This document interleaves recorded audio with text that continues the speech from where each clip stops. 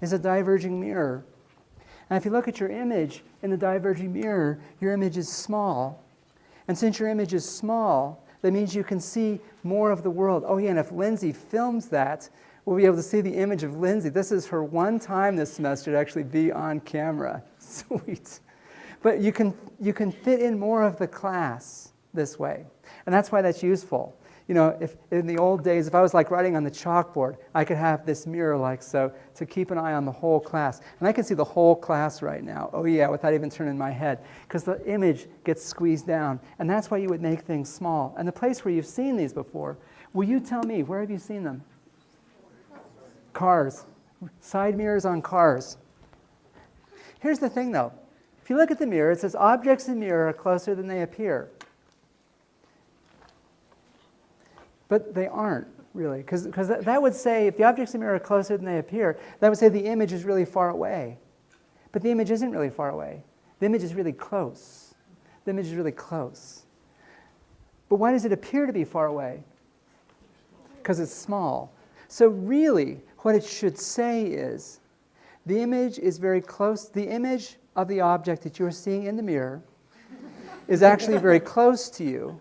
However, it is smaller than you would expect it to be, and so it will appear to be significantly farther away from you than it actually is.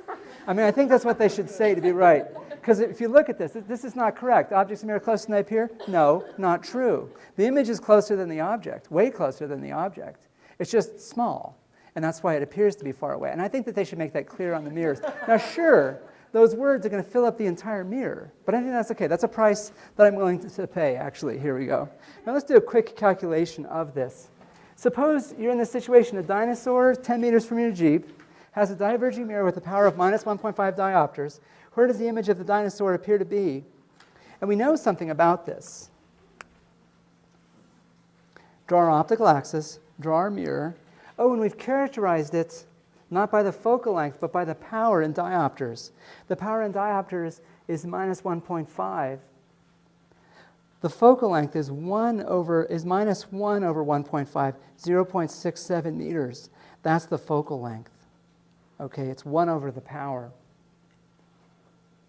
So I'll put that back here.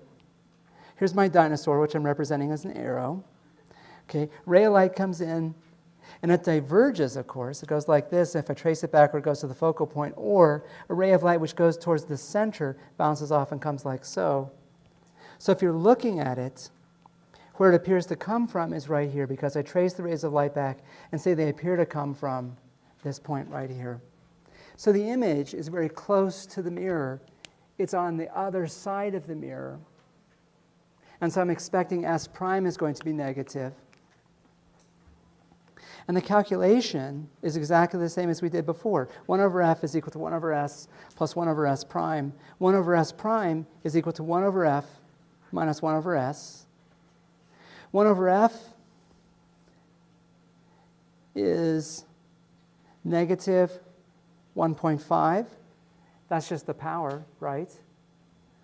And minus 1 over s, the dinosaur, 10 meters away. 1 over s, 1/10. So it's negative 0.1. And if I solve for that, I get this. S prime is equal to negative 0.62 meters. And what that tells me is this.